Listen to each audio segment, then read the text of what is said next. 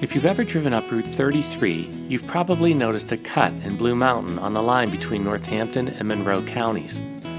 It's a convenient conduit allowing this 4-lane road to easily connect the Lehigh Valley with the Poconos. But this thruway is not man-made. It's a natural feature known as a wind gap. There are other wind gaps nearby, like Little Gap and Fox Gap.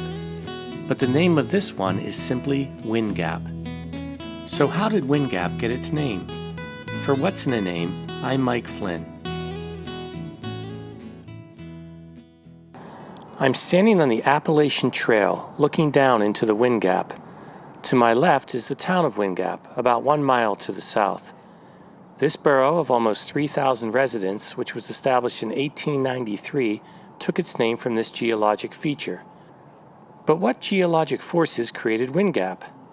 I reached out to Dr. Douglas Heath, Professor Emeritus of Geography and Geology at Northampton Community College and Adjunct Professor of Geography at Moravian University.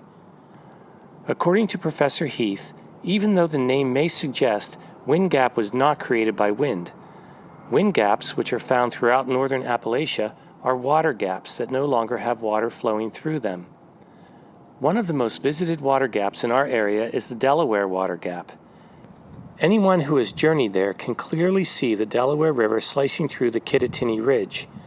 Professor Heath says wind gaps begin to form by the same process, but then the river that was cutting the gap stops flowing through it because its water gets diverted into a different river channel by a complex process called stream piracy. Over time, this leaves the gap high and dry as the surrounding landscape is gradually eroded to lower elevation. At over 500 feet deep, Wind Gap is the deepest in the northern half of the Appalachian Ridge and Valley Province. But that's not the only thing that makes this gap special.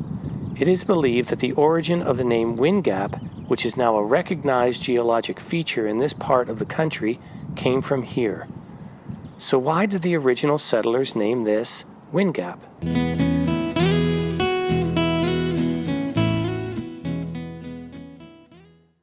The short answer is we don't know. We do know that the early German settlers to this area called it Die Windraft, or the Wind Gap. But why? Was it because, as opposed to the Lehigh Water Gap and the Delaware Water Gap, only wind passed through here? Or was it because of the barren landscape? The Germans described the land as almost devoid of timber and gave it the name Plainfield, which would suggest a windy landscape. But there is another intriguing possibility. The late Dr. Albert G. Rau, the first dean of Moravian College in the early 20th century, reported that a Dutch settler named Wint lived here before the Germans arrived, and so they referred to it as Wint's Gap. Over time, the possessive was dropped, and it simply was called Wind Gap. Whatever the origin, it has now given a name to all dry valleys that slice through mountains in the northern Appalachians. I'm standing in Wind Gap Park at the southern end of the borough of Wind Gap. It's a treasure in the community, with a bandshell, athletic fields, and a large playground. As I turn to the left, I can see in the distance the passageway that gave this town its name, another treasure that allowed peoples over the years to trade and travel with ease. For What's in a Name, I'm Mike Flynn at the Wind Gap.